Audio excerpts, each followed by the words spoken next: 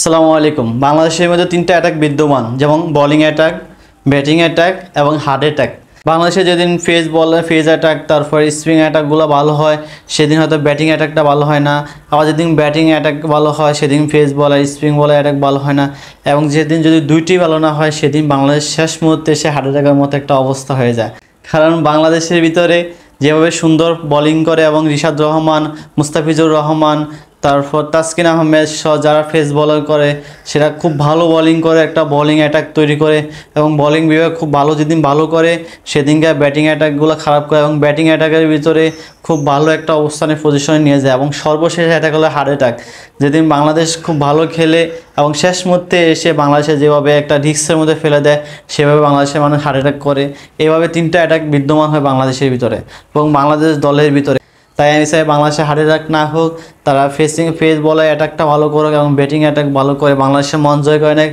এবং অবশ্যই বাংলাদেশ সামনে বিশ্বকাপে যে ম্যাচগুলো, এই বিশ্বকাপে যে ম্যাচগুলো আছে সেগুলো অবশ্যই ভালো খেলবে এবং বাংলাদেশের সবাই মন জয় করে নেবে এবং তারা ভালো একটা স্কোর এনে দেবে। স্কোর এনে বাংলাদেশ একটা লড়াই করে নিতে পারবে।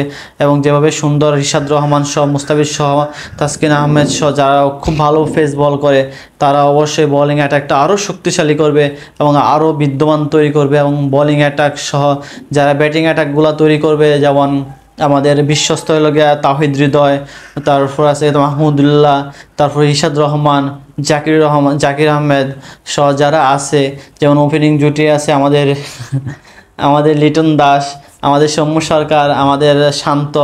এরা যদি ভালো একটা শুরু করে দিতে পারে তাহলে ইনশাল্লাহ আমাদের ব্যাটিং অ্যাটাক আরও মারাত্মক হবে এবং আরও ভালো স্কোর তৈরি করতে পারবো।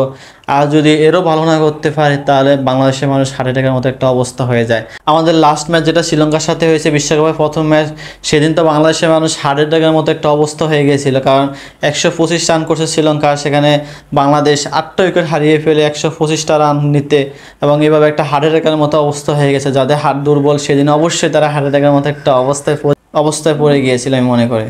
বাংলাদেশের ব্যাটাররা অবশ্যই ভালো খেলবে এবং বিশ্বকাপের ম্যাচগুলো তারা আরও ভালো খেলার চেষ্টা করবে। এবং বোলিং বিভাগ ইনশাল্লাহ আমি মনে করি সবসময় বোলিং বিভাগ তাদের সেরাটা দিয়ে আসে। যেদিন সেরাটা না দিতে পারে সেদিন হয়তো কিচ্ছু করা থাকে না, তারা অবশ্যই ম্যাচগুলো হেরে যায়। কিন্তু যেদিন বাংলাদেশের pace bowler attack, spin attack ভালো করে এবং সেদিন বাংলাদেশ অবশ্যই জিতে। এবং ওপেনিং জুটি যদি বাংলাদেশে আরও ভালো হয় তাহলে বাংলাদেশ ইনশাল্লাহ সামনে ম্যাচগুলোতে জিততে পারে বলে আমি মনে করি। এবং আমি অবশ্যই চাই তাদের বাংলাদেশের ফেস অ্যাটাক এবং বোলিং অ্যাটাকের সাথে সাথে তাদের ব্যাটিং অ্যাটাকগুলোও যেন অনেক স্ট্রং করে এবং ওপেনিং জুটি যেন চেঞ্জ না করতে পারলো এখন, ওপেনিং জুটিকে আরও ভালো করা, দক্ষতা তৈরি করে। এবং যদি সৌম্যর ব্যাটে রান আসে, লিটনের ব্যাটে রান আসে এবং তানজিদ তামিমের ব্যাটে রান আসে তাহলে বাংলাদেশ হার্ট অ্যাটাক করবে না।